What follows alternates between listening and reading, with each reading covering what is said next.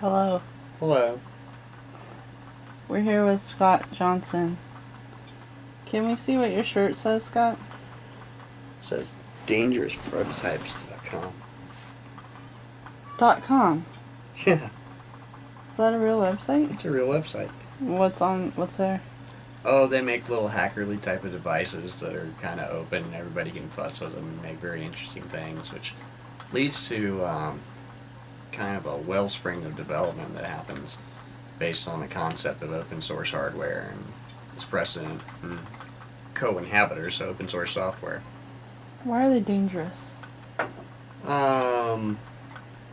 They tend to produce a lot of what people like to call disruptive technologies, things that just totally change the game of an existing market or technology and make everybody in that market reconsider their whole position in life. Can you give us an example Um, of what you would consider to be a dangerous prototype? It doesn't have to relate to this website. how about a web server that runs on like 3 watts and can serve like an e-commerce site of moderate to heavy volume, a DNS server, mail server, routers, all kinds of fun little things. That's a disruptive technology because it changes the entire shape of the data center now. Instead of having to have huge racks with massive amounts of cooling, you're starting to do the same job in a much smaller footprint, much less heat loss. So the power company doesn't like that? Who doesn't like that? Server manufacturers don't like that if they're not up to speed.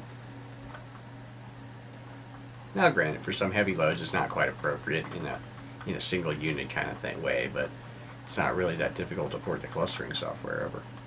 It just takes time, skilled man hours, and woman hours.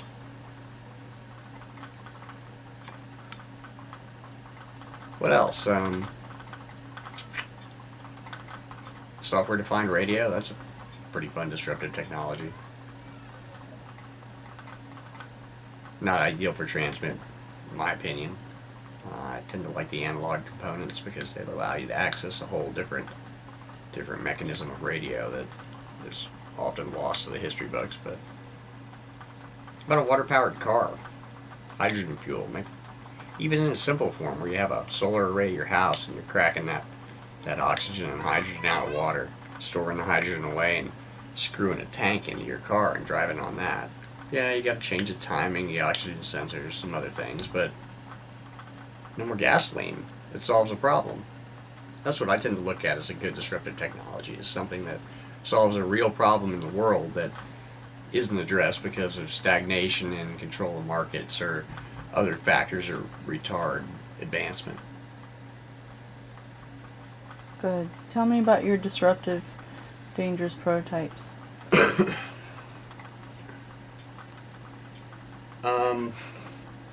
What can you tell me? Oh, well, I can tell you a lot of stuff. I mean, do you really want me to tell you about the radar jammer I made when I was a kid so that I could drive fast? No, I don't really want to talk about that too much, but... It's been more than 7 years, right? Oh, yeah. Was it illegal? Yeah, it wasn't... It was step on a big wide band. The band necessary to confuse radar guns. But like I said, I was a kid, and I just had fun with the solder gun, and I didn't really know that I couldn't. I wonder if I can. So, anyway, let's talk about other stuff. How about charge controller technologies? When applying a scalar impulse into the battery charge method, particularly when you do that from a capacitor bank that gets charged up during the day and runs at night, recharging your batteries at night. We have a disruptor here. We have a disruptive technology there. That's called a 3-year-old. That's the most disruptive technology you're ever going to have. Now, the 9-year-old...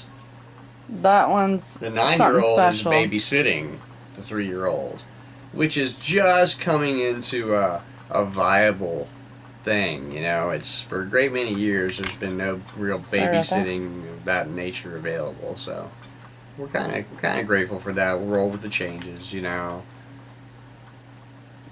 Anyway, disruptive technologies. SolarNet 1's a disruptive technology. You can go into a place where there's no power grid, no nothing, and have internet cafe and long-range subscriber level Wi-Fi service and all kind of other interesting facilities. Now, can that disrupt an emergency? Yeah.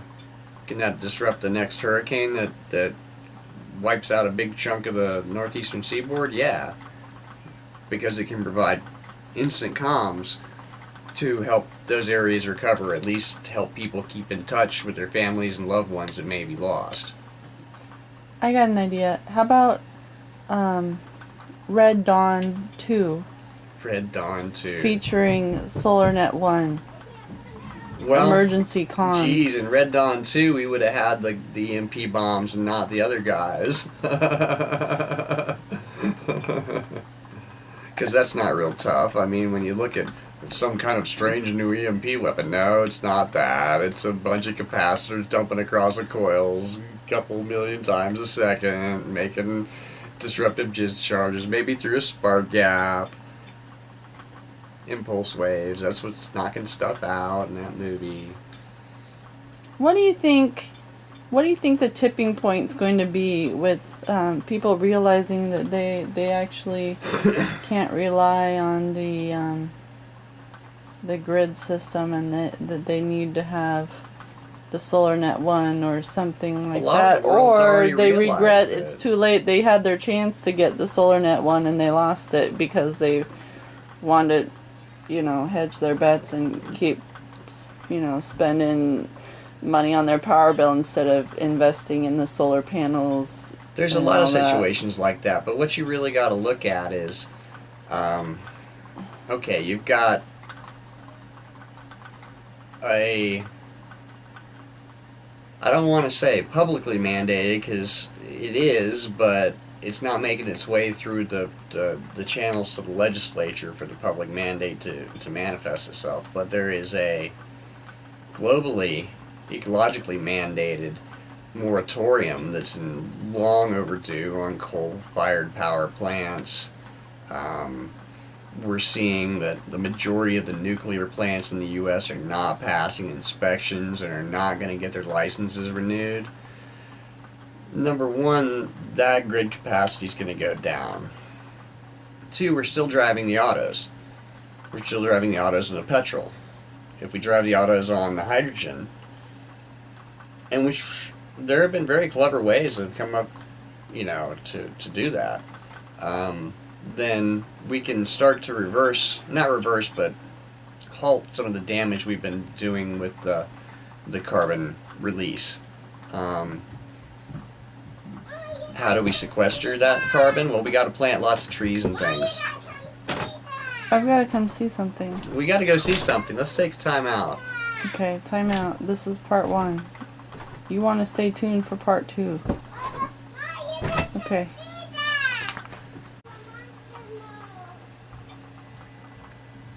We're back with part 2. We were speaking about... I can't remember because I have a problem with my memory. Okay, so we're talking about situations where you're going to have collapse. We've already locked in about 69 feet of sea level change over the next however long it takes. That's the amount of carbon we put in the atmosphere. That's how high the sea level is going to rise. Does it take 100 years? Does it take 50? Does it take 200? Doesn't matter. We're going to see a change. When that change really starts to manifest itself, we're going to see disruptions in port cities. Given the ability to move things around and infrastructure failing and roads failing and things like that, the American way needs a change in order to be able to survive. It must go back to a root self-reliance, strong citizenry type of nation, because the days of instant gratification are almost over. We're going to see oil shortages from peak oil. That's within the next 50 years, and that's guaranteed. Before that, there's going to be price increases. All of that is going to contribute to problems with the supply and distribution chains. As that applies to the power grid, if we're losing capacity in nuclear and we're losing capacity in solar or in coal, then that capacity has to be replaced somewhere. Does it come in large solar? Yes. Can it come in geothermal? Yes. Can it be in wind? Yes. But it's got to get deployed. If it's not deployed, the whole thing just fails eventually. Yeah, that's and what then we'll nobody be sitting gets. here and we'll be wondering who we can actually talk to. Right, and then, well, I mean, then there'll be, cranial rectal inversion will be all that will remain of the people that Speaking, trying to sort speaking out of their cranial problems. rectal inversion, for all the phone news fans, can you please explain what is peak oil? What is peak oil? There's only so much oil in the ground that's easy to get, and we've gotten a lot Wow, of it. that's not an emergency for those of you who are out there who might be wondering. Yeah, that's That's actually playtime. Yeah, don't worry. Yeah, so there's only so much oil in the ground to get that we can safely get, we can easily get, and we can use. And If we we've use all that's in the ground that we can easily get, then we're still going to have major ecological disasters because of the change in the atmosphere as a result of burning it. So it's not even a question of do we have enough oil, it's can we safely burn the oil that we already have? And the answer to both questions is no. That's what peak oil is. and it's not just about fuel That means the because civilization's been we running on this learned, for 100 years and now is going to hit a big backstop unless it transitions to another way. yeah, and it's not just about fuel either because we learned that the Earth has been wrapped 6 times in plastics. Yeah, that's disgusting, isn't it? Yeah, We've it got really is. the not only the Great Pacific Garbage Patch, but the 7 gyres, as it were, 6 gyres of rotational floating plastic garbage areas in the various oceans of the world. Now, on the other hand, there's a fortune to be made in sifting that, collecting it, and reusing that material in, say, 3D printer stock or similar. Maybe not now, but later, I guess. Yeah, Once all of it's expended, all the there are great oil. fortunes to be made in deploying, immense amounts of solar power.